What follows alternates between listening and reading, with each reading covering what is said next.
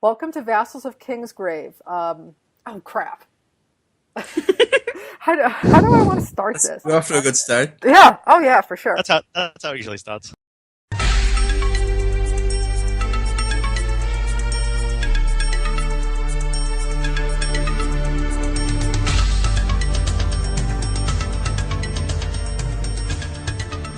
Welcome to Vassals of Kingsgrave. I am No True Lady on the podcast device and fire forums, also known as Julia in real life.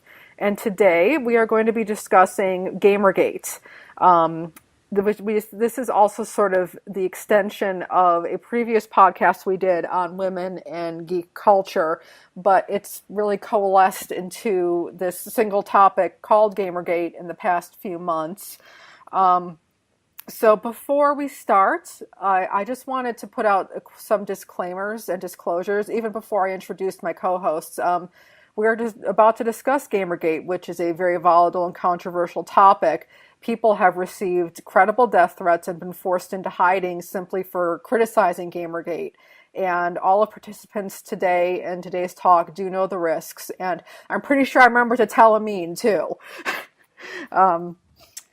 And also, I want to do some full disclosure. I am personally friends and or acquaintances with several of Gamergate's main targets, including Zoe Quinn's boyfriend, Alex Lifshitz.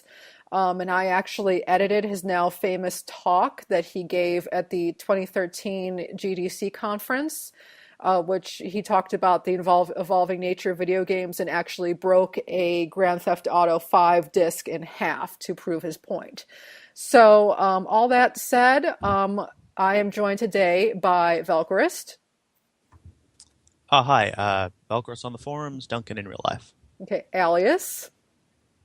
Hey, this is Alias on the forums and Zach in real life. Ink is Rain. Hi, this is Ink as Rain on the forums and that feminist person in real life. And yeah, very smart, but we're going to end up calling you by name. Very hard to find my real name. Yes. And Barrick175. Yes, that's me. Hi, everybody. All right. So we're going to start off here with what is Gamergate. I'm presuming that if you're listening to this podcast, you probably already know about it or have heard of it. So I'm just going to quickly run through a very quick introduction of it that I think probably a lot of people don't actually know how Gamergate started. So this is the story, the true story. If people want to dispute the facts with me, they're more than welcome to, but this is what happened. So Gamergate is a decentralized online movement / controversy that began in August 2014, claiming to be a movement against corruption in video game journalism. It was sparked by Aaron Gunn, I don't even know how to pronounce his last name, Gajoni. He's an AI programmer based in Boston. He made a long post on 4chan denouncing his ex-girlfriend, an independent video game developer named Zoe Quinn, as a cheater who had slept with various men in the video game industry and video game press in order to gain favor for her projects. Gajani named one reviewer, Nathan Grayson, a reviewer at the prominent game news site Kotaku, claiming Quinn had slept with Grayson to get a good review of her game Depression Quest. Johnny also claimed Quinn had cheated on him with 5 other men who, as far as I know, have remained unnamed to this day. The truth came out that Quinn and Grayson did indeed have a brief romantic relationship. But not only did Grayson never review Quinn's game, the only article he ever wrote mentioning her was written before they began their relationship. And also I wanted to add, it's unclear whether or not that relationship happened while she was dating Aaron or not. And guess what? It doesn't matter because it's none of our business. Anyway, nevertheless, a whirlwind of anger and controversy quickly whipped up. It seemed like long-seething tensions within the gamer community were suddenly let loose. Quinn and her family were promptly doxxed, i.e. her personal info was posted online with an implicit invitation to harassment or exposure. And she became the target of vicious harassment, including phone calls and threats. Quinn fled her home shortly after Gajani's allegations went live. As of this recording, she is still living a semi-nomadic life. Quickly christened Gamergate by right-wing actor Adam Baldwin, remember him from Firefly? The movement mushroomed to encompass reactionary attacks against various progressive figures in the video game and internet media communities, including Anita Sarkeesian, who is a feminist games critic, and Brianna Wu, who is another independent developer, among others. Geek culture leaders like Felicia Day, Will Wheaton, and Chris Cluey, who is a former NFL player, have also become targets of harassment for speaking out against Gamergate. Much of the scandal/harassment has taken place over Twitter, with Gamergate supporters openly organizing on internet forums like Reddit and 8chan. 8chan was created explicitly for Gamergate discussion because it got banned from 4chan. Gamergate has attracted support from controversial online communities, including figures on the political far right, that's the American far right, men's rights activists, and literal neo-Nazis. Much of Gamergate's ire seems to be directed towards feminists and so-called social justice warriors, SJWs, who are supposedly trying to ruin video games in some vague, unspecified way. The movement has become rife with elaborate conspiracy theories, and many of its members display an almost willful ignorance of how the video game industry and human interaction in general actually works. All right, guys, have at it. So do we want to discuss first how we learned of the problem? I'm sorry. I have a lot of opinions about this. Tell us how you really feel, Julia. I like kittens. No, that was awesome. That was awesome. Yes. So I guess whoever, I guess I want to hear from whoever has questions about anything I just said. It's in the show notes if you want to reread it, or wants to dispute anything I just said. The one thing I thought was that I think early on it was used as a place of perhaps organizing a discussion on Reddit, but I think that there was a point where the moderators and admins of Reddit were actually completely censoring a lot of the Gamergate discussion threads, and they were being completely deleted. So I'm not sure that lasted as terribly long, and that's probably one of the reasons why it moved to places like 8chan, because it was also banned on 4chan. Also. Okay, I think you might be right about that. So I will happily backtrack on that, and I think it's almost exclusively on 8chan now, but it was on a lot of those. I'm so impressed by this, I have to say, because what do you have to do to get banned from 4chan? Oh my goodness. Yeah. And basically, behave in the worst way possible and not get banned from 4chan. Yeah, I don't know. It's really weird. It's probably also because I don't know the specifics about the movement. I'm more generally like the person who is not generally a big gamer, so I'm not necessarily aware generally about these things. It's just that as someone who is not usually aware of it, I was made aware of it by other sources, by through news online and so on. So because general news would begin to cover it when it became really controversial. So I was I'm the outsider, sort of trying to get a grip on what it is exactly, what the extent of the problem is. Okay. That's actually interesting because it has really hit mainstream media in a lot of ways.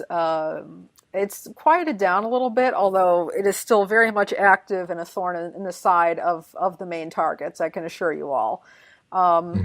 So I guess we can just go on to discussion questions. So I want to know, and this has already been answered by some people, how did people first become aware of Gamergate? What were your first impressions? Like what did you think it was about? So if people just want to go around and discuss that. Sorry, go ahead. I'm not really sure when I first heard of it. I saw the hashtag, I think in August when it started appearing, but I wasn't quite clear what it was. But when I heard the name Anita Sarkeesian, it sort of it jumped back to earlier controversies, and it seemed to be very closely related to that. So that gave me some context. And then I think I read the story about Zoe Quinn a couple of weeks after that, in sometime in August, and it seemed pretty seedy from the beginning. So I was probably thinking, okay, this is very. It seemed very sexist, the fact that it was founded upon this girl's personal life and didn't seem to be based on anything legitimate. So I guess I was biased against Gamergate from that point on. And then the more I learned about it, the more it seemed to be part of that bigger backlash against Anita Sarkeesian and general feminist critiques of video games. So Okay. even though it started a couple of months ago, it seemed to be part of a much bigger backlash against those kind of cultural critiques of video games. Yeah, like I said, I'm sorry, just really quickly, I was going to say, I think this is sort of like a lot of simmering stuff that's been going on for a while, just finally coagulating into a big jello mold of awfulness. Yeah. Well, Yeah. It's kind of like it my was a. impression. Go ahead, Zach.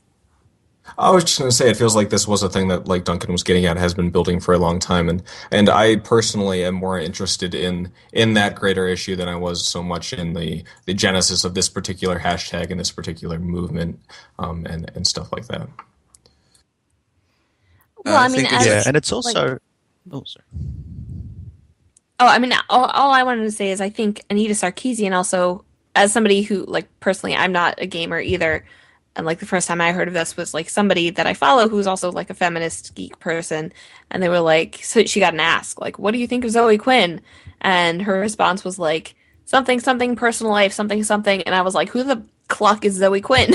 And, and then it kind of kept growing and growing, and I think Anita Sarkeesian released another one of her videos around that time too, which is how it kind of like it was like this perfect storm because every time she does that, this kind of thing swells up. But that's what it seemed to me, that like this whole like it didn't stay isolated just to like this particular incident. It very quickly became this like ballooning amorphous movement that was very hard to keep track of, and also just kind of targeting anybody.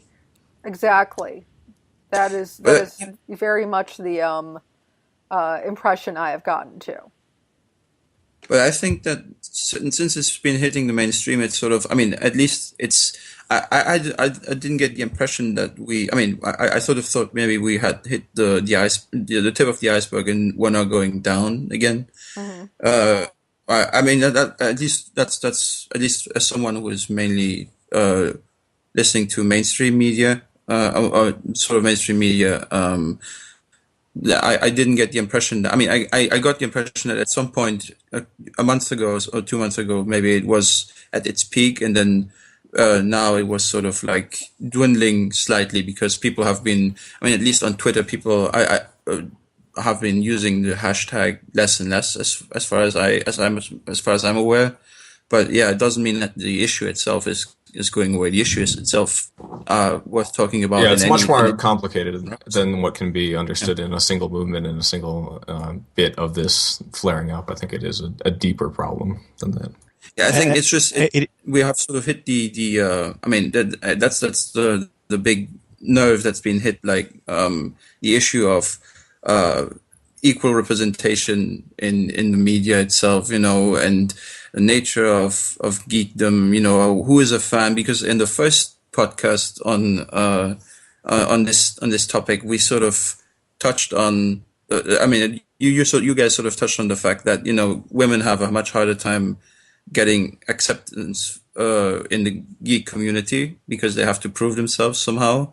And so naturally, people who are aware of this, they even if they are for less inclusion or greater inclusion, they might actually think, well, it's an issue that we don't want to address actually because it's ruining the fun, so to speak. Like, and I don't know, it's probably because they didn't want to think about it. They want their gaming experience to be apolitical, which sadly I don't think is always possible.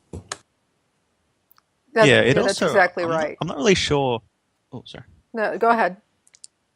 Sorry, I think I'm getting some lag. I'm also not really sure how much it is about gaming and maybe more about just general geek culture and this aversion that geek culture has to, the way it sees itself is very isolated from society and very self-enclosed and very male-dominated, or traditionally it has in the past. So the fact that it started to be entering the popular mainstream culture and all that, like gaming obviously is a huge enterprise comparable to movies and music and all that, so it's not really as niche as maybe a lot of gamers see themselves at. So maybe it's partly a backlash to that idea that it's becoming popular and people that have not traditionally been outspoken in their community are starting to gain a voice.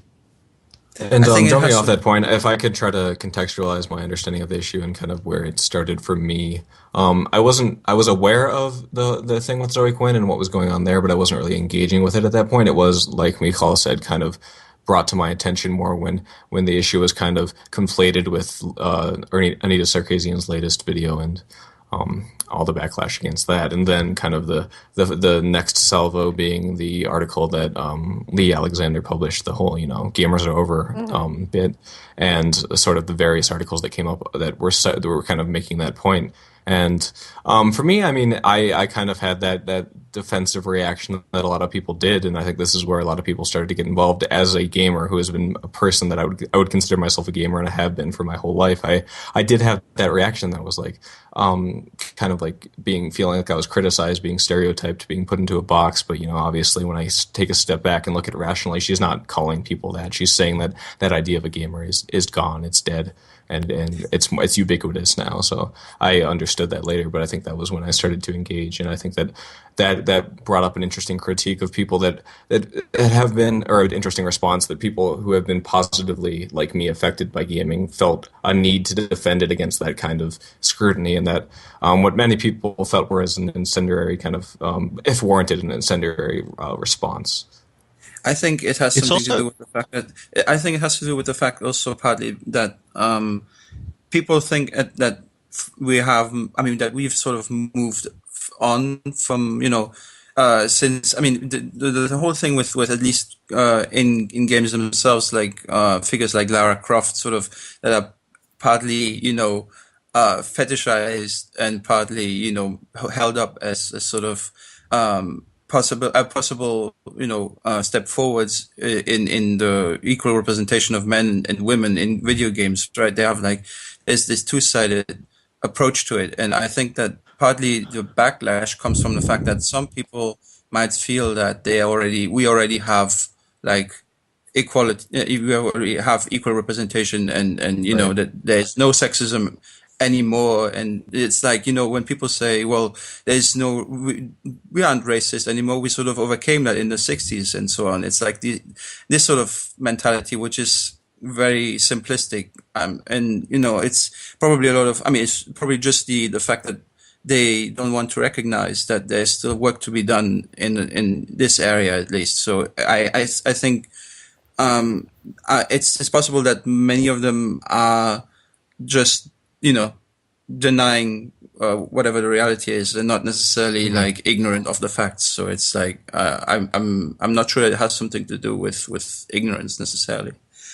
And to kind of respond to that point, I have been one of those people that has tried to make the argument that games are getting better, that there are a lot of examples of games that are managing to create equal representation, as well as a person that's been critical of Anita Sarkeesian's core assumption, or seemingly core point, that I mean, I could be wrong about this, that games have the ability to make people more violent, more misogynist, etc., negative aspects of identity that are based on the playing of games. Well, I And mean, since well, I've seen a lot of the stuff that my friends have had thrown at them by people yeah. who claim to be avid gamers, I mean, I don't know if it makes them more violent, but it just seems like involving yourself in media that puts a figurative gun in your hand and all those sorts well of another big things. Well, the another big Japanese, background they have factor for this Another big background factor for this is that violence in video games has always been demonized for a long time, since the 90s almost. Yeah, So the pretty fact that much. now commentators are saying that, what was it, point in the Columbine case, the fact that the Columbine shooters had video games was pointed to as a cause for their violence. So the idea And that that's violence in often video brought up games in lots of these causes cases of violence. mass shootings. That's often brought I up. I don't Yeah, I think don't think. See, I mean, for me, again, don't play video games, but for me, it doesn't seem like it's necessarily, well, I mean, there's no way to know. There's no way to know if there's a cause and effect.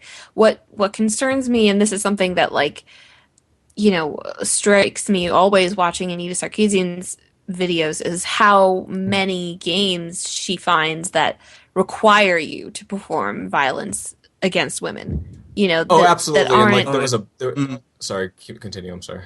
Well, no, I I mean just have a big that's butt to just what what I I mean. said Like, I before. don't think Well, I mean, I don't think that, violent video games cause people to become violent. I don't, but I think that it can foster an attitude. I mean, like maybe I'm totally crazy, but like I was looking at her, stuff on Grand Theft Auto 5 and I was like, how do you play this and remain like a good person? Like I get it's a game and I get that it's fictional, but like there's such I don't know. Like, I mean, the media that it doesn't make you do anything, but the media that you Yeah. absorb, like, affects you. Like, sometimes I'll read stuff in Song of Ice and Fire and go, like, oh God, like, I'm a little changed by that, It happens.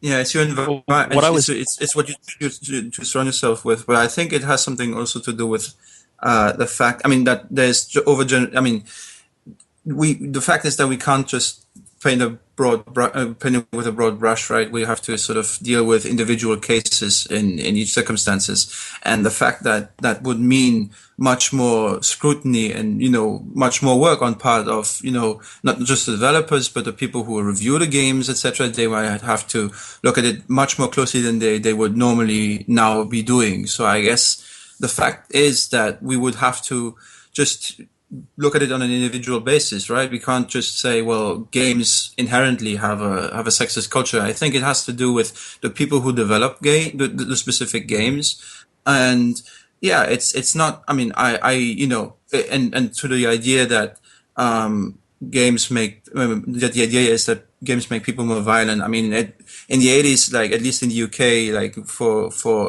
home video, it was the video nasties, right? These horror films. Like I watch a lot of horror movies, but I would never like just think of committing violence against other people, because I can distinguish between fiction and reality, right? And I think maybe that's also part of the reaction, because maybe the people who are part of this movement might feel that they are sort of being portrayed as too dumb, maybe, to realize what the difference is between fiction and reality, maybe.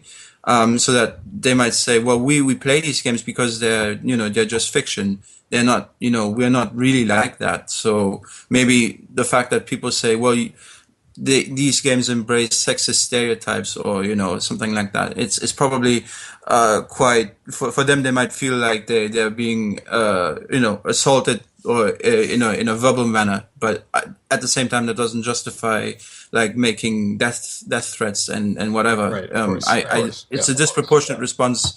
I mean, if they were just criticizing the generalization, I mean, there would be no problem, I think.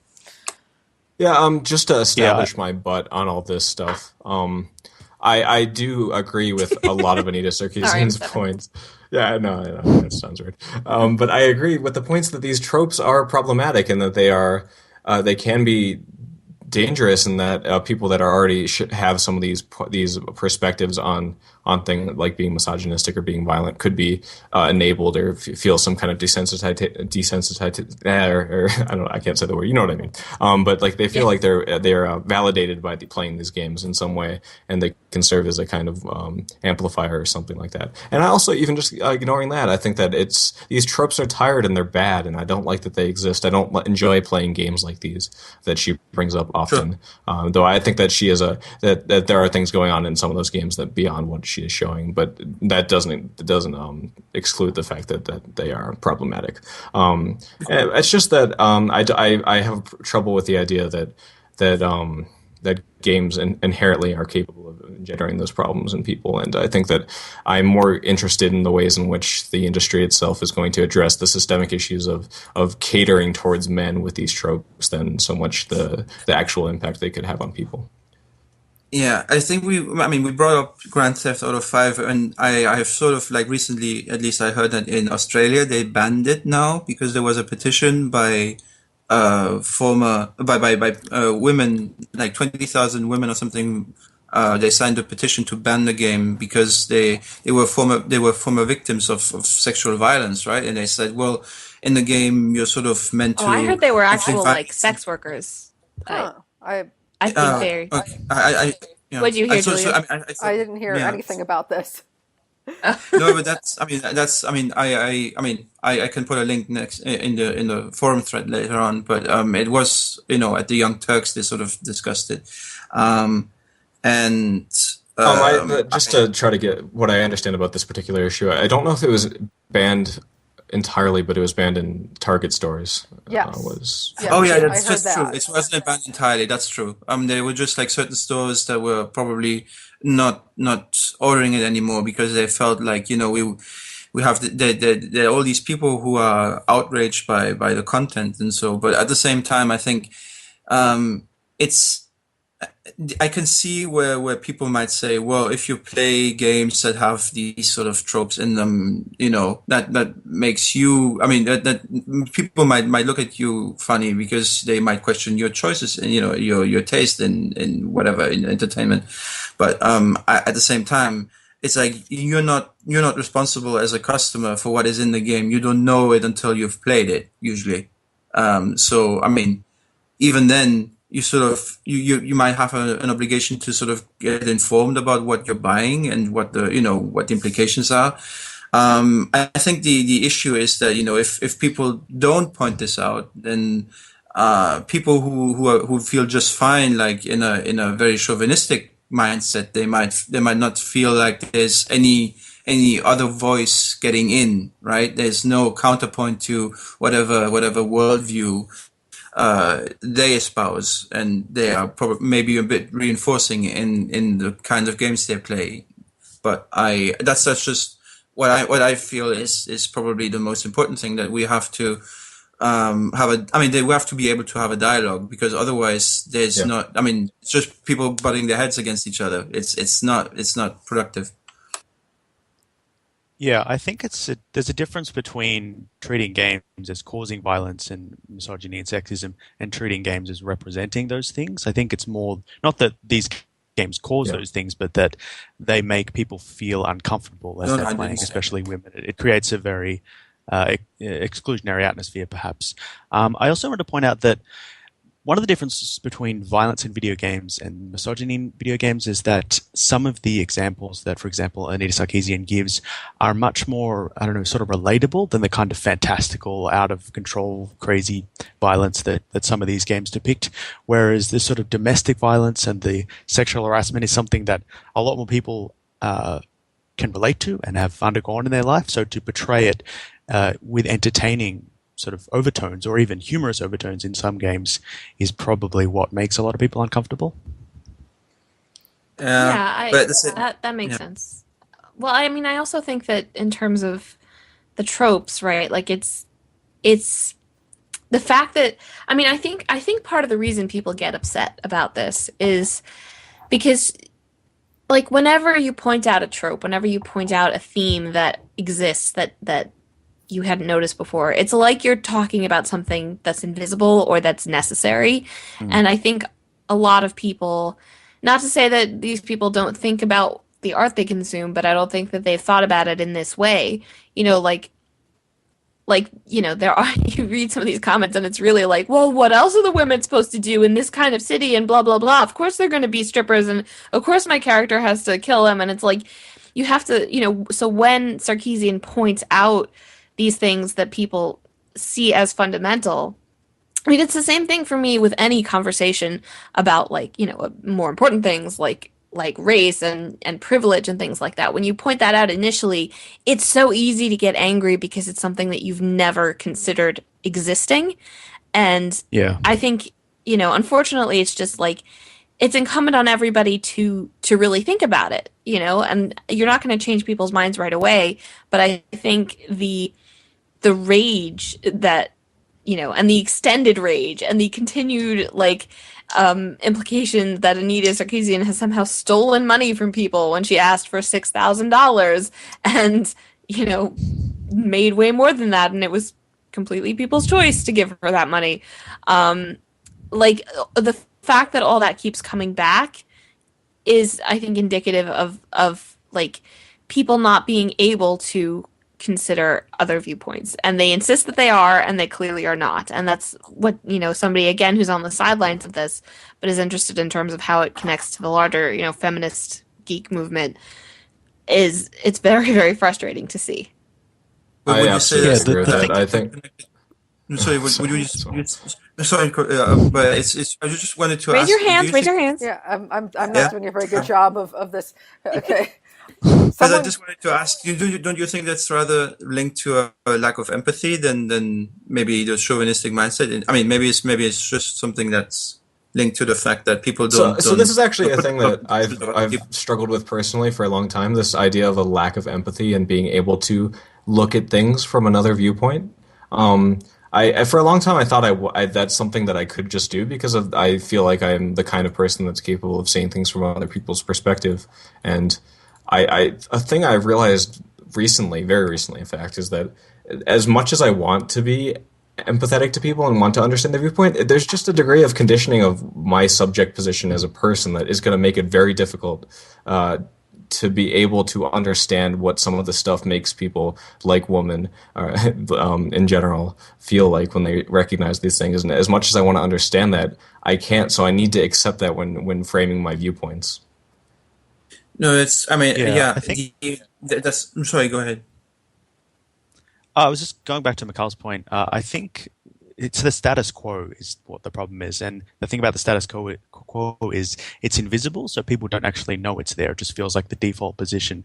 So the implication that something is wrong with the status quo is it's unacceptable almost. It's like there's no problem, or if there is a problem, it's because that's just the natural state of how things have arrived. So yeah, sorry, that was just my point.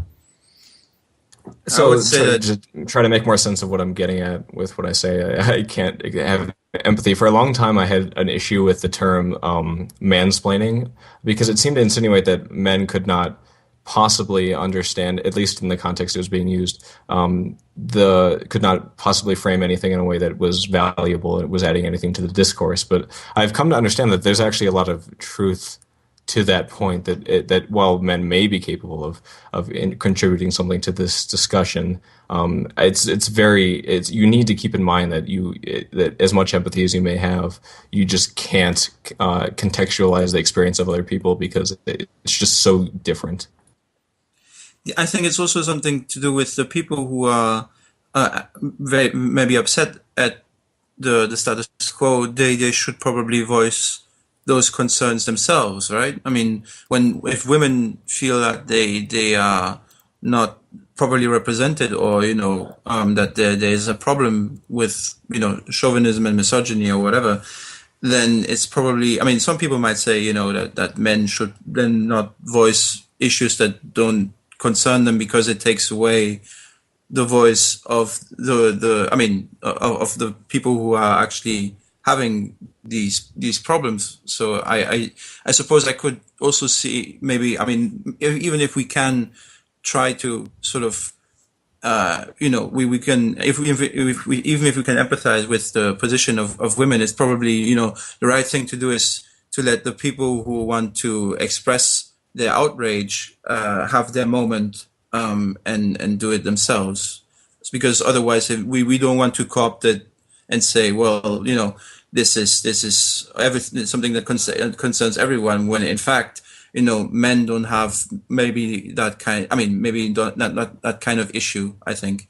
So we might just have to say, well, this is something that because as we said, it's very male, it's very man dominated, and even lots of games have just male protagonists, and I mean, and women play those games too, but at the same time, it's like it's probably not as inclusive as it should be, and I mean, there's nothing necessarily wrong with just saying that we should be more open to different and new ideas. I mean, if we can't change, then I mean, we don't want to be stuck with the reset button, like just click replay. It's like, I don't know, it's it's very, very. I mean, to me, it's very important that the people who actually have an issue with underrepresentation, that they actually get to say it on their own, because otherwise, if men come in and say it, that's probably that's not necessarily very helpful. I mean, look, everybody, I also, this is something I try to be aware of, that like, just coming in from my own experiences of, coming to terms with my own privilege, that it's not something you get right away. But I also think that, and I think that people who are, women, feminists, minorities have to not accept, but like be realistic about some of the stuff. But at the same time, obviously, right, it is more important for minority voices to be heard than for majority voices to feel better, about themselves. But at the same time, like, those majority voices are not going to go away. So I think it behooves every group to kind of help, facilitate understanding. Sorry if I took us way off track, but this is just a thing I've been thinking about so No, much. this is good. This is all really good. But to sort of bring us back on track, just to go through the discussion questions I put together. So I think we've kind of covered how people first became aware of GamerGate. And I think we've sort of talked a bit about what it might really be about. I don't know if anyone else wants to talk about does anyone here think it actually is about what it claims to be? Okay. Sorry, so you're getting at the ethics of games in games journalism, whether it's about that, right? Yes. Right. So, I was arguing with you guys about this on Twitter, right? Mm-hmm. About because sorry, Zach, I'm just going to interrupt you for a second. Again, like, as this outside person, to me, it sounds hilarious. It's just like, and I do this, okay? Like, I cover TV, like, that's not journalism. I mean, it's like journalism to a certain extent, but like the stakes are just so low, and like I understand why people want, clarity, I guess, and nobody should be like bribed for their reviews because that's straight up unethical. But like, I think what I said on Twitter is like, this stuff is toys. Like, how is there ethics really involved? And please explain, definitely. Yeah, I would actually say the people who say that, we need more ethics in game journalism, they should probably also then be outraged at the lack of sincerity and and integrity in other kinds of journalism, probably, because we have, like, I mean, at least, those are like CNN and MSNBC. Those are big. They are corporations that have a specific moneyed interest, but you don't get to see people getting outraged about that. So, right. I mean, when people say, "Well, we are going to form a movement online to make sure that there is honesty in gaming journalism," I would say, if that's what they want to be about, then great, but it's such a small.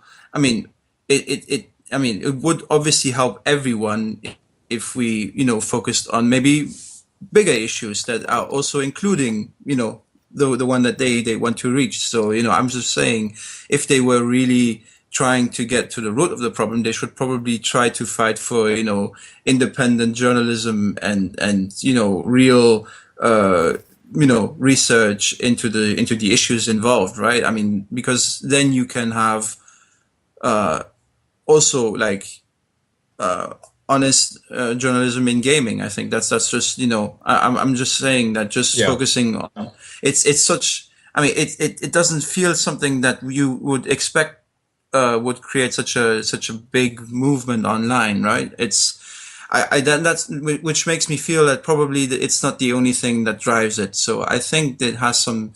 I mean, it's probably also a place where some people who are upset at being criticized might want to vent and stuff. But yeah, it's not probably. But people who actually go then further and try to threaten people who are embracing an opinion that differs from their own. I mean, that's where you cross. I mean, to me at least, you cross the line, because then you're saying that you. I think everyone believes that. There's no reason ever to threaten someone in the ways that.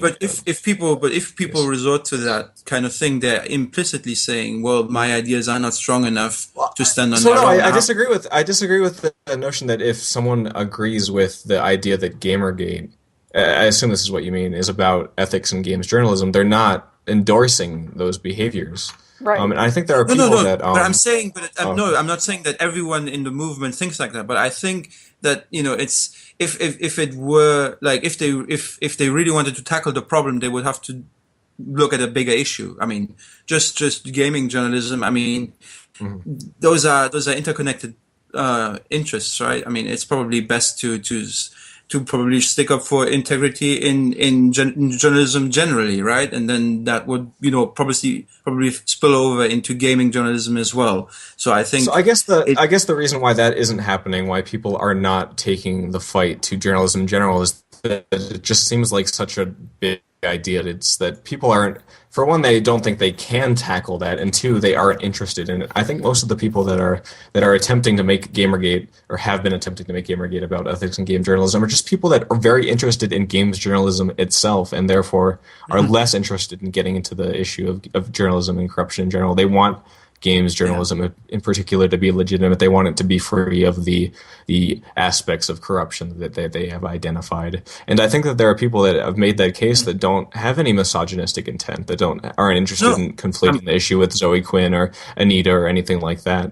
But ultimately, the problem is the perception of Gamergate and what it's always going to be is going to be conflated with those issues, and you just can't use the hashtag or anything associated with that particular movement for anything else, because it has become. It's been used by too many people that are interested in the other ideas things. of misogyny and in being threatening to women, in keeping gaming free of those people. So I But don't I'm think, my personal belief is that Gamergate isn't useful towards that end so much as I might think that people want it to be. And I think that if they want to push the idea of ethics in game journalism, they should attempt a different avenue.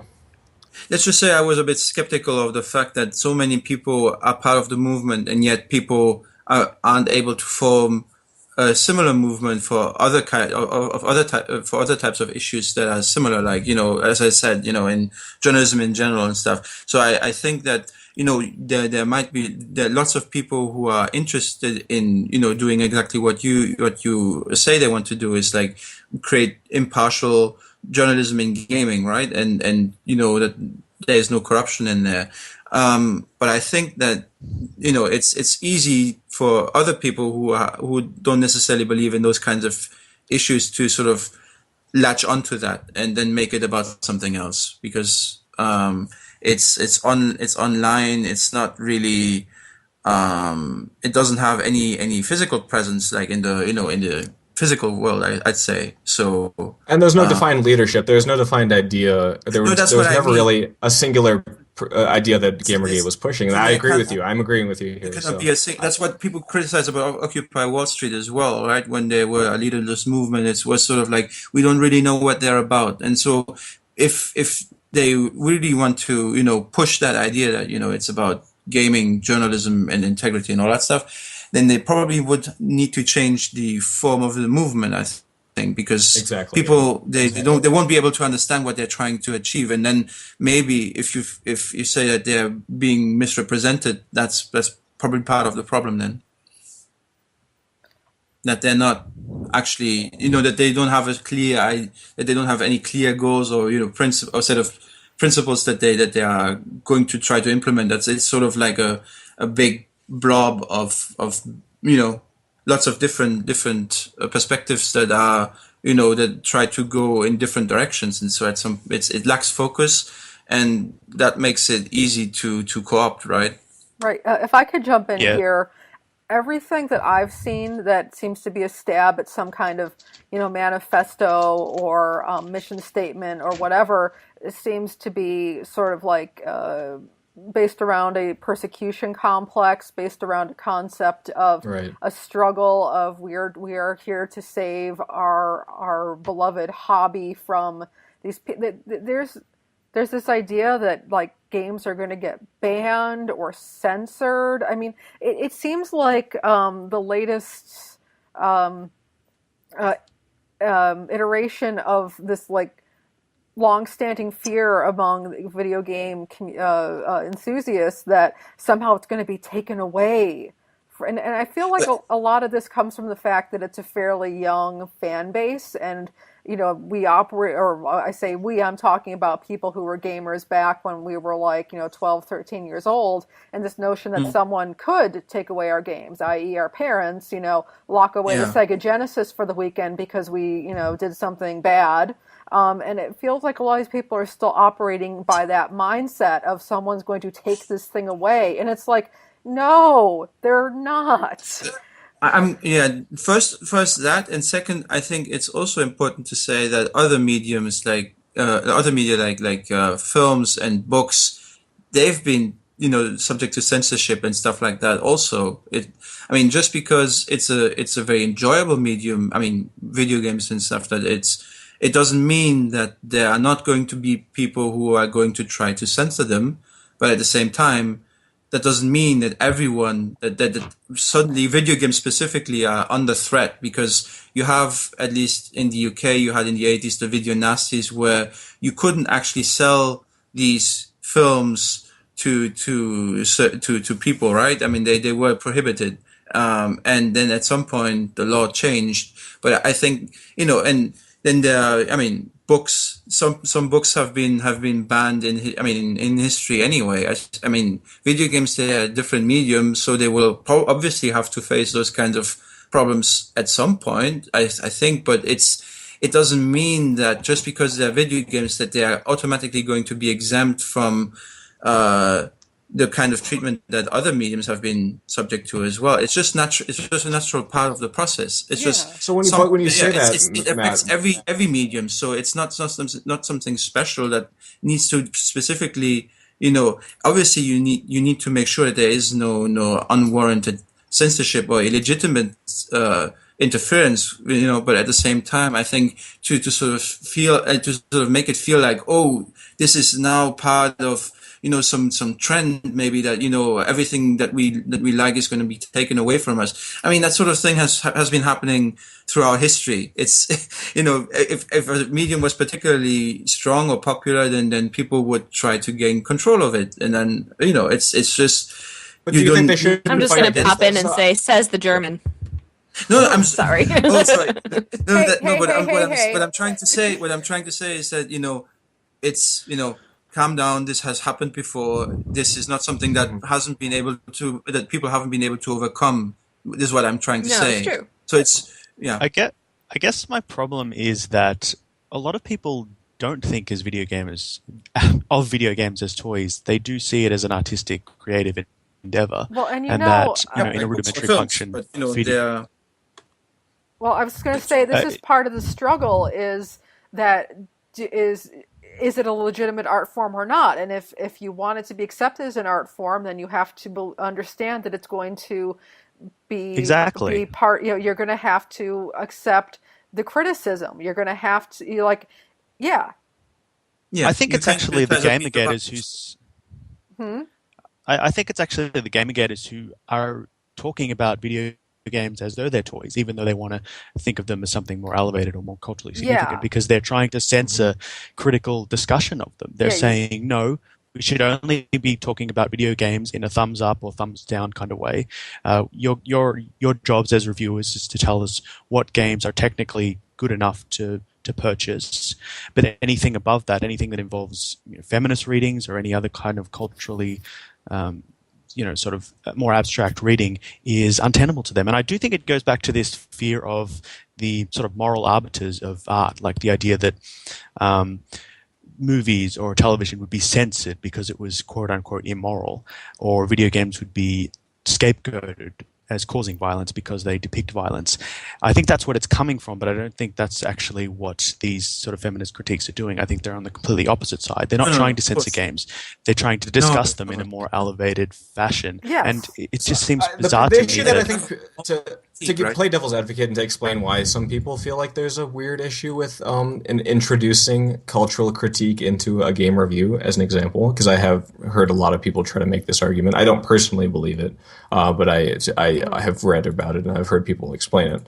I think the issue comes that when the review becomes so about that particular critique, it distracts from so many of the other elements of the game that it's not really reviewing the game anymore so much as it's emphasizing that cultural aspect so much that takes away the objectivity. Though I personally believe that reviews are never going to be objective. Like I don't understand the push personally to make them that way. Also, but I do understand why people read feel a New York Times movie review. Like they're never Right, about exactly. the movie. They're about whatever shit A.O. Scott wants to talk about that week. So that's my sticking point with this argument, but I do understand why they feel that they should endeavor to be about more than one issue reviews. That they should try to be trying to address as many things as possible, not just one point. It just feels It just feels incredibly materialistic. Like we're only judging this game on its technical merits, on its graphics engine or whatever. Yeah, it is very materialistic. But it's not just that. But it could be just any number of elements that a game is defined by. And is it better that a review would focus on a very specific cultural sticking point than focusing entirely on technical graphics? I have to jump in here. But it's just an opinions. It's just. I really have to say something. There's this whole idea that these people making these arguments, what it really comes down to is trying to keep this an insular playground just for a certain group of people. We're going to keep our big-breasted, one-dimensional heroines. We're going to keep we're going to keep things the way they are, and that's that.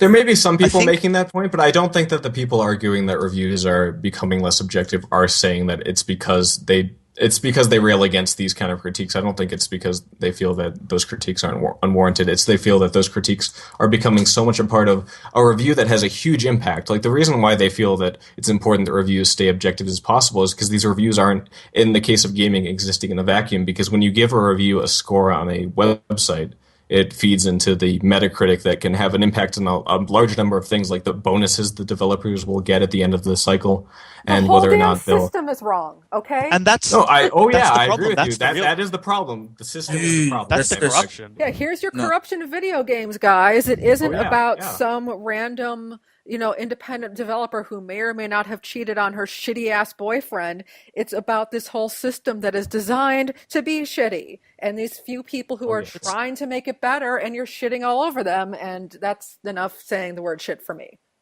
What this like probably just connected to is probably also because it's a money-making business at the end of the day. Like, I mean, it's something.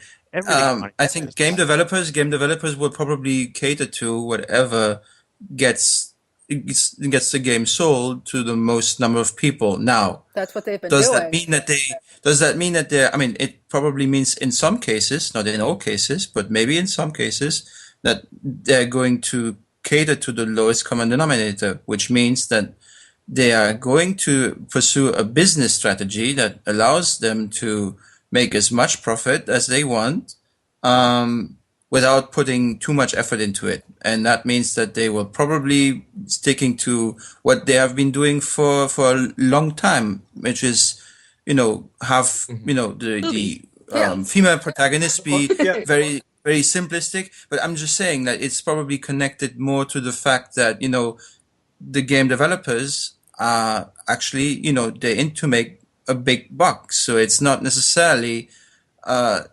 not necessarily connected about to misogyny. It's probably just because it's the easy thing to do. It's the easy thing to do. It's all interwoven in there. People put it in there because they think it's okay and people want it, and they never stop to think about it. It's a vicious cycle, and this is the deepest, most systemic issue that's going on. Guys, idea. Yeah, guys, I'm sorry. I'm going to look at some pretty pictures on Pinterest to calm myself down. I suggest everyone do the same. Yeah.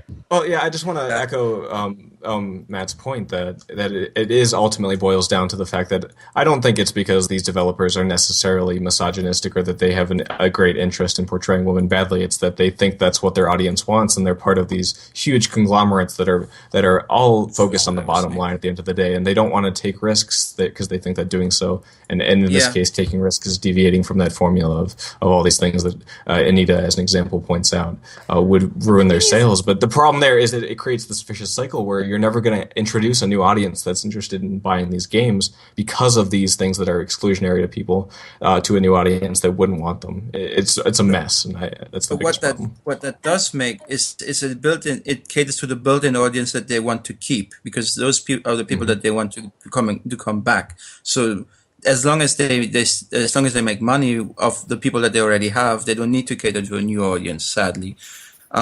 Which means that by accident, or maybe sometimes even intentionally, if because we can just say that it depends on the creator, if the creator is has chauvinistic ideas or not. I mean, it's I'm just saying that they probably just want to keep their audience, right, and keep them happy with what they're used to, and that means that there's less creativity, which means less inclusion, right? So it's a vicious cycle, I think, because at the same time we're telling them there's nothing wrong with making money, so sure, there's nothing wrong with making money, but we would like you to make money in a way that includes everybody. And that people don't feel excluded or be put upon by what you're producing. So it would be nice if they could keep that in mind in the future. Well, also, this is something I firmly believe, and sorry, Duncan, you could talk in just a second. I just want to say that we are culturally this is like the Interrupt Duncan podcast. But I personally feel we're at a cultural moment where risk-taking is imperative, I mean, you look at, Ridley Scott's defense of how he can cast, all white people as the protagonists in Exodus, a movie that takes place in ancient Egypt, and he's like, well, I couldn't have, made a blockbuster movie with, Mohammed El blah, blah, blah in the main role. Nobody was going to pay for that.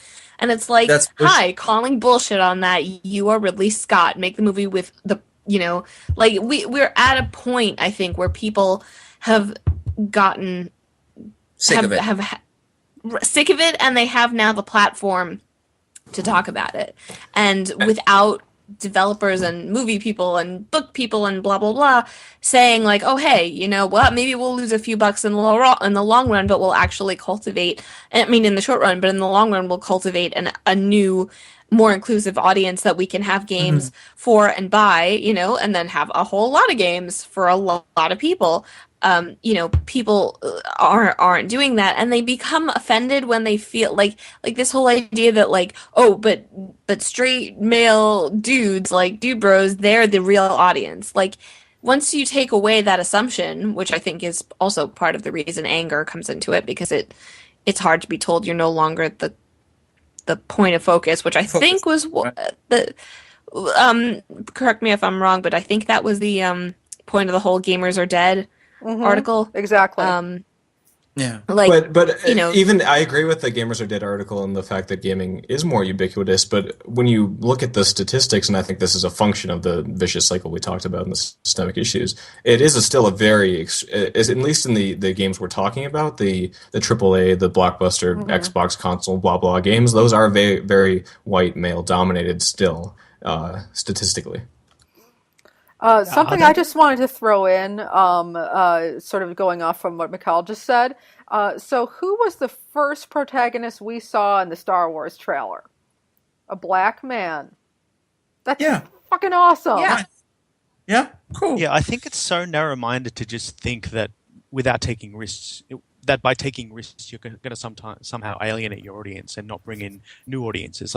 All of the big events of movies or television or something, the 70s and the HBO era, it's because they took risks and did things that nobody had ever seen before that made them popular. This idea that you have to just keep trotting out the same tired storylines, the same aesthetic, the same tropes, and that's how your business model is going to thrive is crazy. That's the opposite of what you should be doing. You should be making a name for yourself. That's obvious. I think everyone things. Philosophically, ethically agrees with that idea, that risk taking, especially with these issues, is a good idea and that it will ultimately bear out.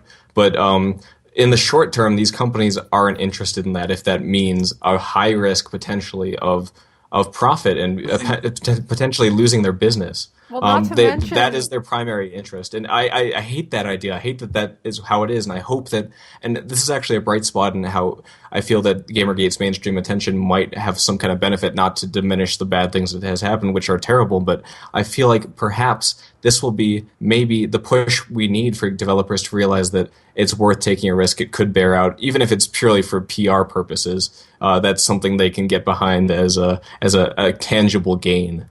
To hopefully get us in that direction of taking risks for those positive purposes.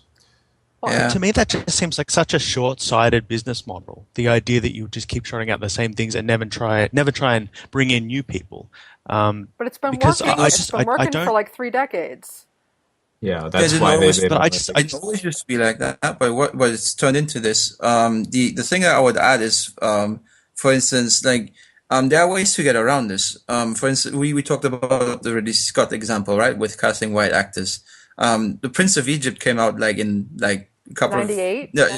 yeah, 98. So it's like so long ago, and that was like okay. That's an animated feature. So what? I mean, you still can you can still make the Yeah, movie they were okay still if you're brown. not an animate if you're not talented enough to do it, then don't do it. If you just want to make an epic with with a specific budget, and if that means that in order to get the budget you have to cast your actors a certain way, then why not just say, hell no, I'm not going to make the film, then I'm going to do something else, or I'm going to make a different kind of game, maybe. I don't know. It's to me, it's also something that it's linked to outrage over something that's ultimately like they are still, even if we want them to be art forms, like films, books, and games are they're still material goods, right? They're just,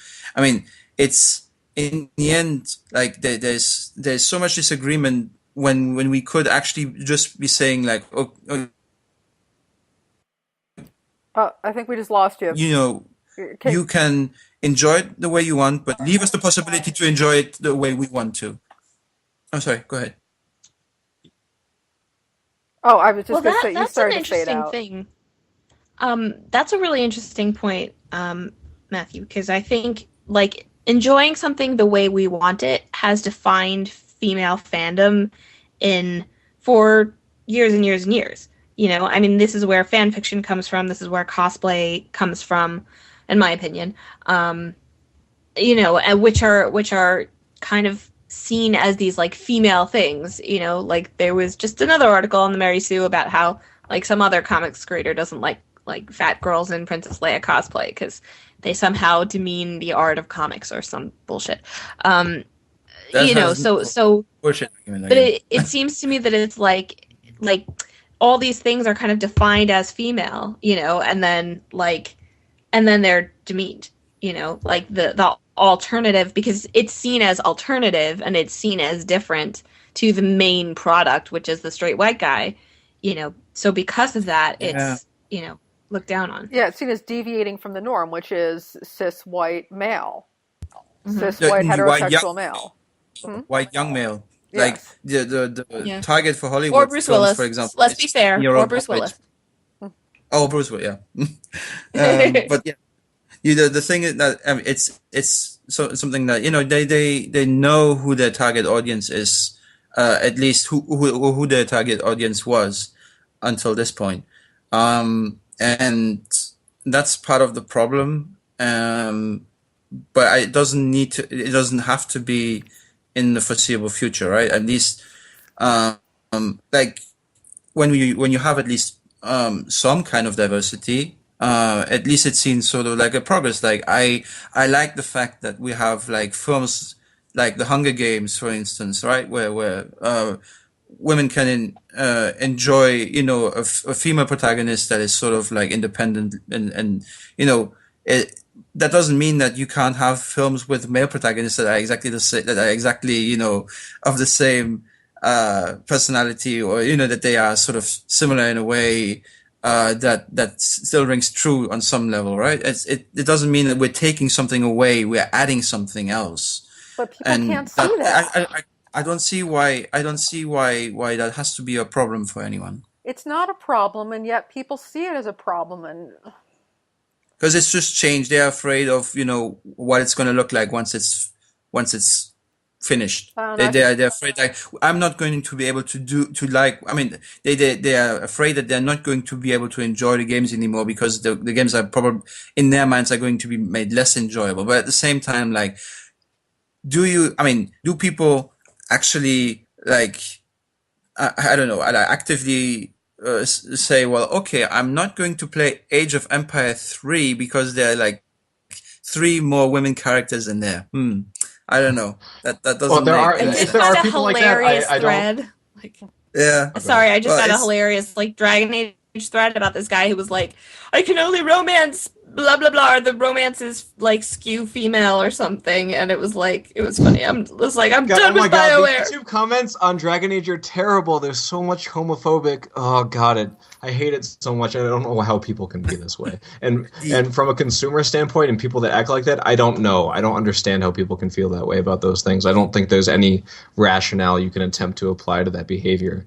And I think this is just a part of the internet, as those voices can be heard when they might not be as prolific, as broad as they may seem. Well, here I'm going to invoke a very, very, maybe at first a very strange ally, but I'm going to invoke the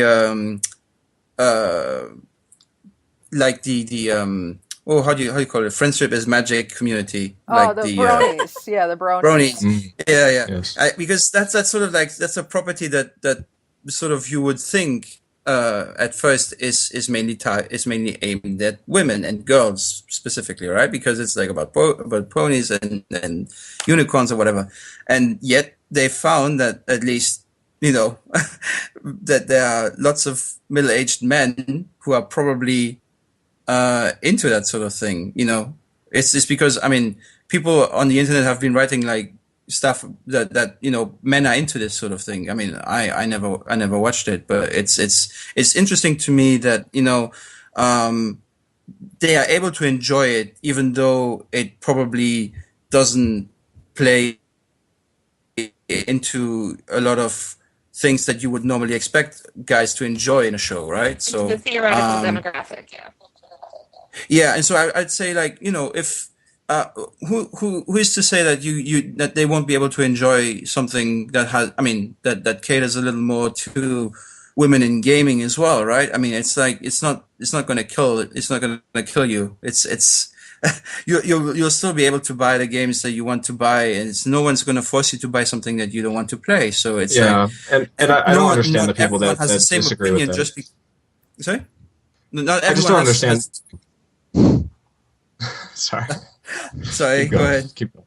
No, It's just that I everyone- personally, I can't attempt to rationalize. I'm Guys, sorry. stand Let me up. just say this. Oh my It's God. so bad when Go you have ahead. 5 people that feel very strongly about an issue talking about it. Like, it's terrible in terms of clarity of discussion. So I apologize personally on my Yeah. part of interrupting people. Good I times. have a lot of feelings. we all have a lot of feelings about this topic.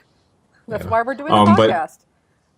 Yeah, but yeah, I don't know if you can rationalize that kind of behavior, that fear of diversity and of things that fall outside your personal scope of interest, and the idea that, why don't you just not watch it, not read it, not play it? I don't understand people that can't accept that idea. Because But from a they producer, see right? it as a threat.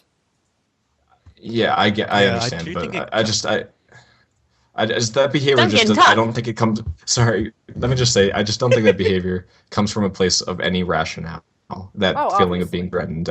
So I don't know if there's any use in trying to make anything of that. But go ahead, Duncan. But it might be Yeah, linked I to agree. that. Go ahead, Duncan. I monopolized the discussion. Anyway. I agree that it comes back to identity. The fact that gamers as a subculture have traditionally been very insulated and male dominated, and that is changing. And the idea that new ideas or new properties or new material would be coming into their sphere does feel like an attack from the outside, maybe, or new critiques, maybe is probably the better word. But I think what they maybe aren't understanding is that the subculture doesn't really exist as they think it does anymore. There's Right. no longer. The idea of being identifying yourself as a gamer isn't as it's no longer an material, outsider isn't as thing. substantial as it was maybe in the 90s. Yeah, it's not an outsider thing. I think I read an article that said there aren't really any gamers anymore. There's just video games. Video games aren't owned by anyone anymore. They're just a property like movies or music or television, and people just enjoy them. And some people can enjoy these types of games or these types of games or these types of games. There's no one true gamer. They're all games, and they're all valid forms of expression, and anyone can partake in any form that they like. But that implies something that I've been wrestling with for a long time. It's like the idea that, geekdom is not on the fringes anymore. And I say to a degree that's true. On the other hand, I have to at least acknowledge that it's probably just the elements that corporate entities can take advantage of that have been accepted because they are marketable and they are, you can make money off of them. And so it doesn't necessarily mean that, geeks and gamers by extension are necessarily, accepted in the mainstream because people want to accept them. It's because they are viable, they're potential money source, right? It's something that you can cater to and that has a strong following, and there's an audience there that is pretty established already. So you can try to market certain ideas or certain products to them that they might then want to purchase. So I guess it's sort of the idea that that there's no ostracization taking place. I think it's too maybe a bit too optimistic. I think it might be a bit short-sighted to just say, well, because we get all these comic book movies or because we have like video games being discussed as art forms and stuff, that suddenly means that there's no no divide. But I guess if you talk to people like at least when I talk to people that I watch certain anime, right? They still like usually people don't admit that they like anime, and if they do, they don't mention it to everyone like in public spaces and stuff. So it's like I just don't see that there has been a shift, but I don't think that it is as dramatic as people say it is. And To what's respond to interesting is Duncan's that point about, can I just respond quickly about the idea that that gamers are afraid of losing that self-identity that has come with its niche aspects in the past. And I did mention earlier that I was one of those people that was a bit on first reaction defensive to that point that Lee Alexander and others were pushing, that gaming was dead and that niche cultural idea of gaming had been replaced by this ubiquitousness and that it's for everyone now. What I realized and what I think these people need to realize is that even if gaming has come from being a thing that has been tremendously positive in your life, it has been a place of solace when nothing else was, etc. Things that a lot of gamers, that people identify as gamers and that felt like they were being attacked, cite. I think they have to recognize that none of that is going away in the acceptance that gaming is ubiquitous, that it can be enjoyed by anyone. You can still have your community, your self-identity. None of that is gone. It's part of a greater whole now. It's your identity that you place yourself among that piece. And yet and I don't think that identity is located. I don't think that identity is located in games as a whole anymore. I think it's identified maybe more in fandoms of games or in communities of games rather than just games as a whole, which has traditionally been more marginalized. But I also thought what was interesting about GamerGate is that it is actually, or the leaders of GamerGate have actually seized on that sort of stereotype in a positive and a negative way. In a negative way, they've used that to say this is how the rest of the world views you, as these basement-dwelling, acne-ridden people. Let's fight back. Let's prove them. Let's sort of empower ourselves and prove to them that we're strong and we're not going to take crap from like the popular kids anymore. And they've also, in a positive light, they've also. Sorry, singing break, whatever. Sorry, Matt. No, go ahead. Yeah, sorry, we didn't want to interrupt your train of thought there. But but you would just then say, well, there are communities there are fandoms of games, but they are then still subcultures, right? Within like video Yeah, games. and there's nothing wrong with that being a subculture. No, I'm just saying that, but then we still have to agree that there's still a level of gatekeeping within gaming, probably, like people who play like I don't know, it might, I mean, I'm not, I mean, the thing is that I'm not like really I don't play a lot of video games generally. Like the last game that I played was Age of Empires 3, and that was a couple of years ago. And yeah, it's sort of still, to me, it just feels like there is probably the issue of identity is linked to something else as well. It's the fact that as we said at the beginning, like women have to sort of prove themselves, right? When and the idea was sort of like, the men, they sort of they can just be themselves and do whatever they want, and just participate in the communities.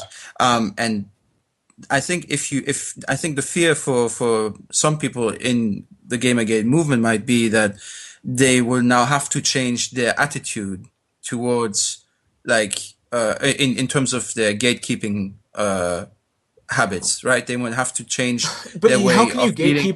how can you gatekeep against people playing games? You cannot No, as but a in the sense that they are just accepting, you have prevent to people prove from yourself. buying something and playing it. Well, As a apparently they woman, say I they don't can do think it it's by the. death As a threats. woman, you have to prove yourself. You have to prove that you have the knowledge of Uh, at least of the guy they're going to. Maybe, I mean, if you go to cons and stuff, maybe you might have like lots of guys getting together, and then when a woman comes by, people might ask, might some people are going to say, well, she's just pretending to be a girl because she's just pretending to be a fan of something because she wears a costume, right? She's just trying to pose, right? So sort of the idea behind it. And I think Yeah, I mean, I if think we that now get Zach, to it's not that change you can things. gate a thing. You can't Yeah. gate involvement No, no, in no, the but you specific can. physical thing. You can gate involvement in the community, No, and but Of that's course, Exactly. yeah. question.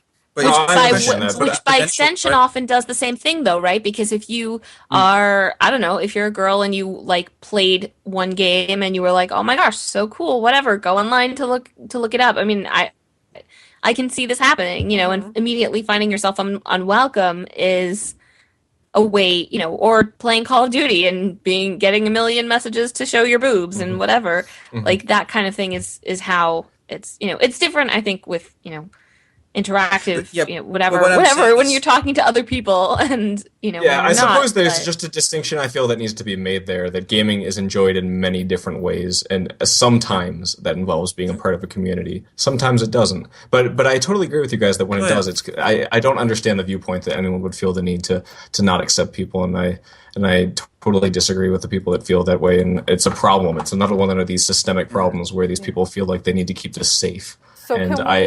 yeah. I just They want they kind of won't yeah, want I want to. don't think. They don't want to change it. That's the thing. They don't want to change their own habits. Like, they don't want to change the way they talk to other people, the way that they interact with other people. Oh, well, I just wanted to say that I think this would be a good segue to talk about some other specifics about how, people feel threatened and what they seem to be doing with those feelings within Gamergate, and how it's decentralized. The movement is decentralized by its very, founding, um, and that there have been lots of instances of harassment and threats. Anita Sarkeesian had to cancel a appearance because someone threatened to come in and do a mass shooting, and basically I think the local authorities declined to uh, help out, and search people for guns because it was an open carry state, which is just like, welcome to America. Um, Yeah. but that was like the most ridiculous. I mean, I don't know. I mean, I want to believe that their hands were tied, but I just like, Yeah. she was that the speaking of hands were tied, which BYU. obviously means that the whole state thing is messed up. But like, I don't understand. It's a private institution, like how, whatever. Yeah, I'm just saying, like, maybe it's not just misogyny within gaming, but it's linked to misogyny in the culture at large, right? Oh, So for that sure, it for sort of sure. reinforces. Mhm.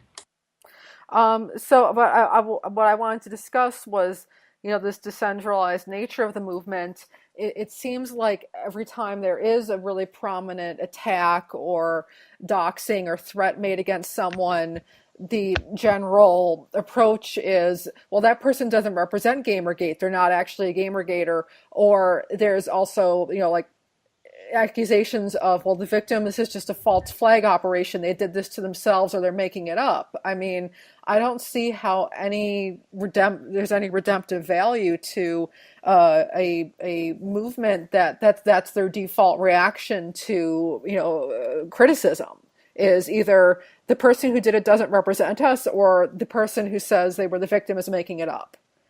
But it's so tricky. Yeah. Well, the latter part, I completely disagree with anyone that would argue that they're making it up. I think that is ridiculous. But it's tricky when you try to place blame on people that are trying to dissociate themselves with something they clearly don't agree with. The problem comes that Gamergate has become so tied up with these people that are interested in doing these terrible things that it's impossible to champion anything within that context without being somehow associated and without people feeling that you should be responsible to address them in some way. But I get why people feel like that they aren't responsible. It's not their fault that other people feel that way and do terrible things. Well, Yeah, sure, The problem is but the movement is. but it's so So go- decentralized. It's like how do you become a member of it? How do you become a rogue member? I mean, there is absolutely no rules for any of this. It's like basically you're a part of Gamergate if you say you are. And that's Yeah, just so the problem nothing- with the internet itself, the that's- movement itself, the way it's been organized on Twitter, how it came about. I mean, these are things that this is the reason why I think ultimately you can't, like I was mentioning way earlier on, you just can't achieve anything within that context of that movement because it's been so confused, so muddled by these problems that there's just nothing to be gained from trying to spin it positively. Well, I mean, also the fact that there's been so many people who have piled on from, these far right movements that are so given to conspiracy Yeah. theories. It's like, Oh yeah, those. huh? Oh yeah, those. I mean, because I should probably love the idea like of people getting together without a leader because being an anarchist and all, I should probably be in favor of this. But at the same time, it's like it's in moments like these where you get the idea of okay, yeah, when people who have no idea what they want to achieve get together and get in 100 of different directions, then nothing. Usually something stupid comes out of it. So I mean, it's really I don't see the value in it that much. If it's not if people are not going to own up to things that are being done in the name of the movement, right? If someone doesn't step up and say, okay, well, we are not representative of that sort of thing. But we understand the concerns of the people who are critical of it and etc. We're going to work in order to make sure that this does not happen again. I mean, if they were at least trying to make something out of it, then I would probably be much less critical. I mean, I would be much less critical of their reaction to those kind of things. But if the only thing that they can come up with is saying, well, these people don't represent us, don't associate them with us, or just assuming out of nowhere like that people are making it up. Like, how would they know? I mean, they would have to investigate what kind of proof the other person has, right? They would have to get into it. They can't just offhandedly say, well, they're just making it up. You would have to sort of get into the nitty gritty of what's being discussed, right?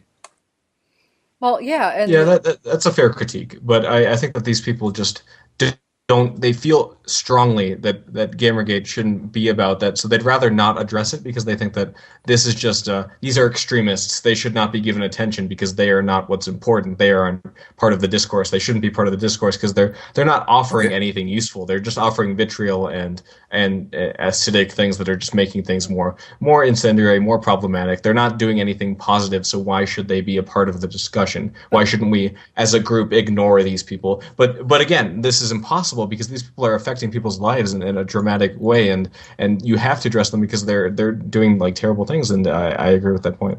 well, also there's the argument that that you can't divorce these so-called outliers from the movement because that is the movement. Oh yeah, and that's kind of what I'm getting at. Is Yeah. it's been they're so conflated that you But can't it use started GamerGate as that. anything positive. Yeah, it started that way, and Yeah.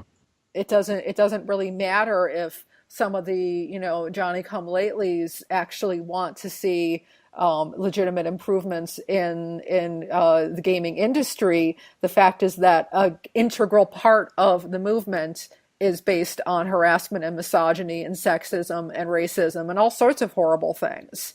I mean, as soon as you have, MRAs and some of these other folks that have been attracted to the movement on your side, it's like, I mean, it's like just Yeah. just think of the most loathsome person in your local politics. If they suddenly came up, in support of something you were passionate about, wouldn't that suddenly, give you pause? I don't think it has any I idea mean, what it is. I think it's full of so many different people, and they're all trying to get what they want out of it. Oh, It's for just sure. a huge swarm. It's a movement. It's a crowd, and it moves with the irrationality of a crowd. And yes, there are probably lots of genuine people in there, people who are interested in gaming culture or whatever in the direction that it's heading in. But it's also been abused and exploited by so many undesirable people. Just trolls, basically, who want an excuse to abuse people and galvanize people against women or feminists, and as you mentioned, these MRA people and neo-Nazis that have just come into it and are just using this hive mentality to get whatever they want. So as a movement, I think it's a complete failure, not because I disagree with it, but because its objectives and its philosophies and its actions are so scattershot, so pointless, so ineffective. Like, if the one thing that unites them under this banner is ethics and journalism, they've completely failed that test because they've done nothing to address that. Or at least if they have discussed it, it has not risen to the surface. It's not what represents them. What represents them is these people making death threats. That's what represents them. And maybe that's not what they claim themselves to be, but for all intents and purposes, that's what they are Yeah, in it the eyes of doesn't everyone. matter. Yeah, exactly. Agreed. It doesn't matter what you claim to be if there's this huge part of your movement doing those things. I mean, the old saying is not a few bad apples don't spoil the batch. It's a few bad apples do spoil the batch or spoil it's yeah. It sucks for those Social, I people think. though, because Yeah. they've been repeatedly, as they've attempted to try to make the movement something better, even if this is ultimately impossible, it can't be managed because of the ways that we've discussed that it's been conflated with all these other problems. They've been repeatedly shouted down as not having anything valuable to add because they're associated with this stuff. They can't have a valuable part of the discourse because Gamergate is not anything positive. Gamergate couldn't possibly be anything positive. And I feel bad for those people and obviously I feel less bad about them than the people that have been personally affected in much worse ways. But I still feel bad for these people because it sucks when your voice can't get heard because of something someone else is doing. And you're not being given any credit because of something someone else is doing. Well, sure, It's but the worst they need to possible find a mode. better movement then. Oh yeah, and Exactly. It's the worst possible leaders, mode for quote us. unquote, of that aspect of Gamergate have asked to be or have tried to be dissociated from the tag, and those that have been reluctant to do so, I don't understand that motivation. I feel like it's just like we've been saying, so toxic that you can't achieve anything with it. I guess maybe the motivation might be it has so much attention that it's more likely to achieve something than if you were separate. But I don't understand that point. I think that they'd be way more, they'd have much more success if they dissociated themselves as entirely as they could from that. Yeah, I guess from they my can't use that perspective, it hashtag. was. Sorry. I guess from my perspective, even if there are genuine people who have joined it and want to do positive things in the gaming community, it always seems to have been founded on a really negative and hateful principle. For sure, yeah. Not That's only why the Zoe Quinn kind of slut shaming fiasco, but also the place where it was sort of born in these 4chan chat rooms. Did any of you guys see that write up on Twitter where this guy from 4chan was describing some of the ways the community operates and some of the ways Gamergate sort of started? No, tell us about it.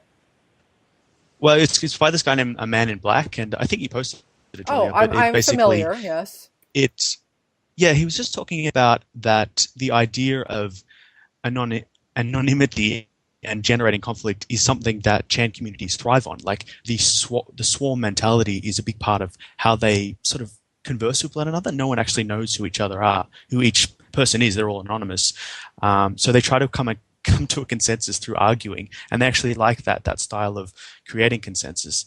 But it also drew on other chan sites, such as this one called Poll, which is a white supremacist chan site, and this other one called Wizard Chan, which is for essentially lonely, depressed men who go in and talk about being dumped by their girlfriend and stuff. So it is drawing definitely on these two strands of anti-feminism and generally just anti-women that have become irrevocably intertwined with the movement, no matter how lofty some of its other principles are.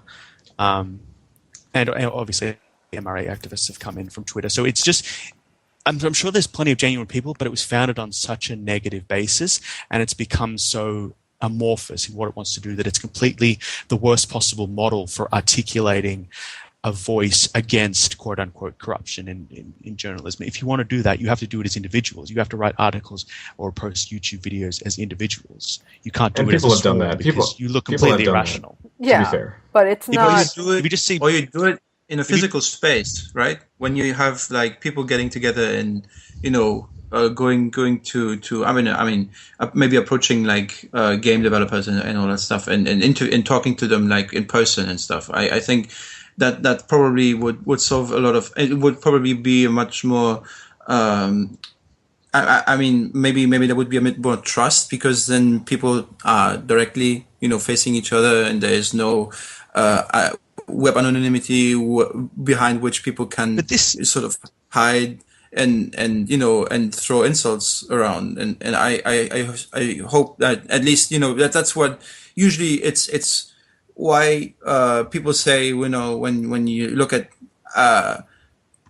online activism and stuff, when they talk about Arab Spring, people are saying where is Arab Spring now, because people weren't actually just the relying alone on social media and the internet to solve all these problems is probably not the answer. So you have to probably get together as a community, if you really think that you are a community, and tackle these issues like the old-fashioned way, because you can't hope to achieve any change in the physical world by just doing everything online and anonymously without even getting together and debating. I don't know. Yeah, this anonymity undermines any kind of dialogue, because even if people who are opposed to Gamergate, they have no one to talk to. There's no spokesman for this group. It just, from the outside, it just looks like a bewildering mass. There are people that exist, popular figures in gaming, that have taken up the reins of Gamergate in the interest of the promotion of combating issues with ethics in games journalism, and they have done the things you cited, that Duncan, about like YouTube interviews, essays, discussions on this point. But it honestly, it feels like that the other point of view is more interested in addressing the swarm and how terrible it is than creating a dialogue with these people, because of how conflated it has been with all the negative aspects. Those people often have been directly affected by it. And There's tons of good reasons for why. I don't want to dispute that. It's very dangerous. I mean, I can give some really upsetting examples. I can talk about people's dads getting anonymous calls in the middle of the night with people telling them that their daughters are whores. I mean, I can tell you stories about credible death threats. I can tell you stories about people having private investigators sicked on them. It just goes on and on. It's bizarre. Yeah, it's also something that I think is worth for obvious reason. Sorry, let me just say really quick. The obvious reason that it's terrible for these people, and that's never good, obviously, and also that it's preventing a genuine dialogue because of that fear. And repeatedly, when people have tried to create a dialogue, it's always been shouted down by these trolls, the scum aspect of Gamergate, that nothing can be achieved, and that just sucks.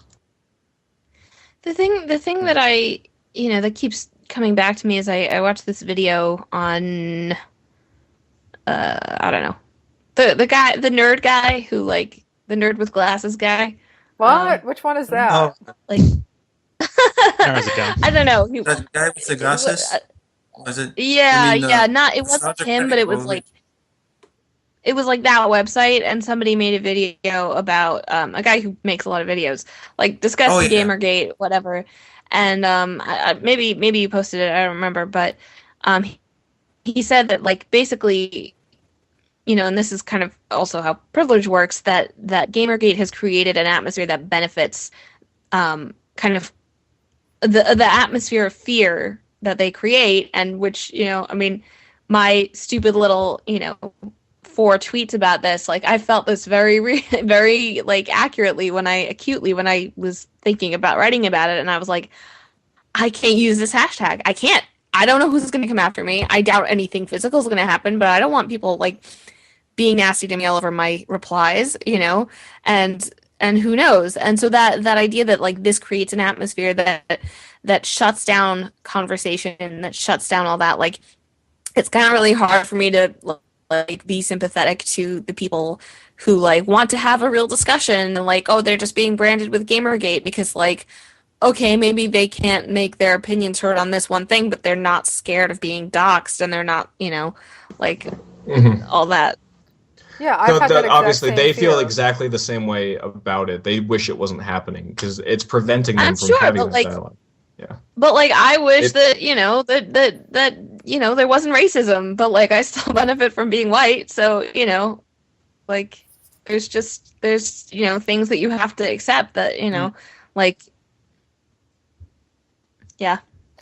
Well, guys, we're going on 2 hours here. I'm wondering if we want to start wrapping up here in the next 10 minutes. Yeah, I gotta eat dinner. It feels like ultimately what we're rolling down to here is it's a shitty situation that things that can't be rationalized, which is how I felt about this the whole time. It's just a mess that I wish would just die. Though, I honestly do feel like even if it comes from a kind of negative pragmatic place, the idea of Gamergate and the amount of attention it's got is going to have a positive impact on developers trying to take risks, even if it's purely to gain some kind of PR respect or something. I think and that's obviously not the right place where it should be coming from, but I do think that it's going to achieve something good. It's a wake-up call. Yeah, and it could have even if it's a side effect, it could have the side effect of more inclusion, more ideas, more diversity in gaming, and that's kind of my final point on it. Well, hopefully it will. And the overwhelming negativity. negativity, the overwhelming negativity might turn a lot of sort of moderate members of the movement off.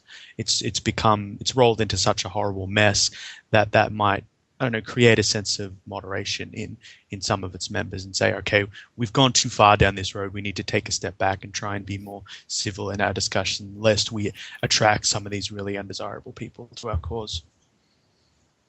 Yeah, I think it's probably, I mean, as much as I want to believe that something positive can come out of this, the pessimist, like that I usually am, sort of tells me it also has the potential to entrench attitudes that already exist at the moment, because people might be too scared, as you said, because they're afraid of intimidation and all that sort of stuff to do anything, and so they'll just keep doing whatever keeps you happy, right? So it's sort of like trying to appease the beast, and it's I don't know. It could go both ways. I'm excited to see what happens, but yeah, to me it's just it feels like it's sad because as you said, there are people who are probably genuinely interested in tackling a specific issue seriously without and yet they have been sort of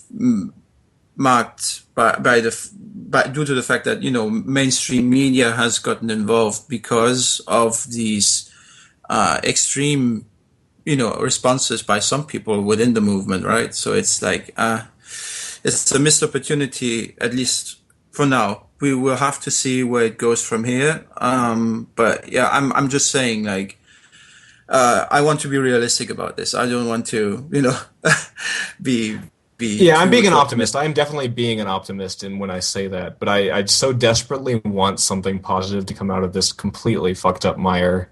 I want something to say that something good happened, and my opinion on that is founded pretty much in the fact that people like Anita, despite obviously terrible personal cost, are getting more attention than ever from the right places, from the mainstream. She's been on the Colbert Report and all that. Her videos are getting more and more attention. People that may have been putting on blinders to these issues are recognizing them, and that might help even for developers to recognize that this could be a potential look at a new audience and more people to get involved, and that could mean different games, better games, more for unique games. So that's where I hope things go, at least partially. Yeah, it's Look, it's definitely upset probably the not going status to get quo. worse. So That's Okay. true. Things can't. Well, they Let's could see get how it worse, could. but, Yeah. All right. So, anyone have any knock last words they on your want to? desks, everybody.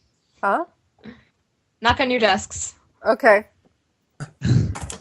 Anyone else have any last words before I wrap up?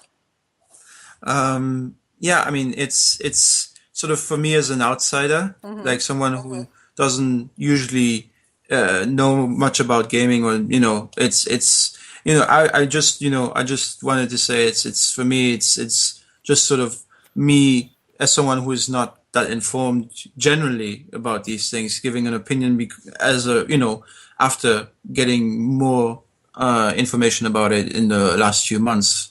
And so it's to me, I don't want to brush people with a broad stroke, right? It's a sad situation where people who disagree, there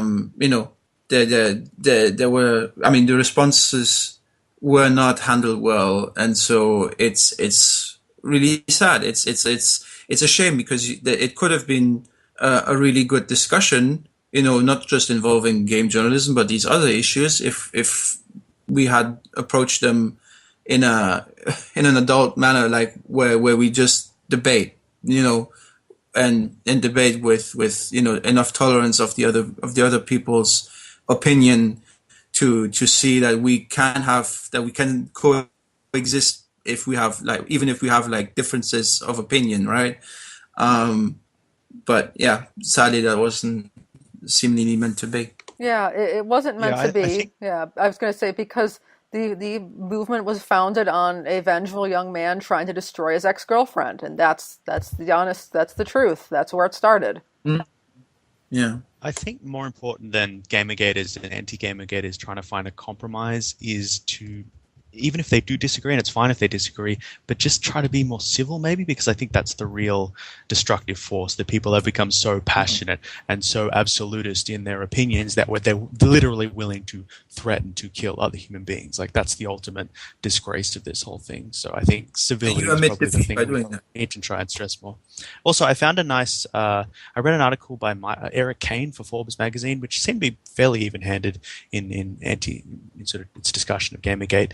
And there's a nice quote at the end, and it said, "Bring me a chorus of voices, of opinions. I want them all. I want a loud cacophony of differing viewpoints. Agreement is the death of creativity." And yeah, I like that. All right. Yeah, I think Wonderful. yeah, that's okay. So we'll let the guy with the nice accent have the last word. So thank you everyone for joining Me? us. Oh, sorry. Oh, well, if you want to go and find a nice quote, you can have one. Yeah, you can do it too. I was just gonna. He just don't you just Oh, has a really nice melodic voice. Sorry. sorry. So I'll say this. What is the sound of one hand clapping? Yeah, Yeah, hold on. I that's can do it too. So profound. yeah. That's but it's yeah. I'd say if we can, I mean, can we? I'm gonna do it simple. Like, can't we all just get along? That should probably be hashtag. Can we get along? That Oh would be man. probably a Can't we better. all just get Yeah. along? Yeah. That's why we have Well, the okay. yay! That's Exactly. why we are here. Yeah, the getting That's what along starts BAK's. right here, guys. Starts right Because here. I really I really enjoyed the first discussion on these issues, and if we could maybe keep this series running for a while, that would be great. All right. Well, on that note, so again, thanks to everyone for listening, and hopefully we'll pick this up in the near future for Geek Culture and Feminism Part 3. Thanks everyone for joining us. Bye. Bye, Bye. See guys. ya. Bye. Bye.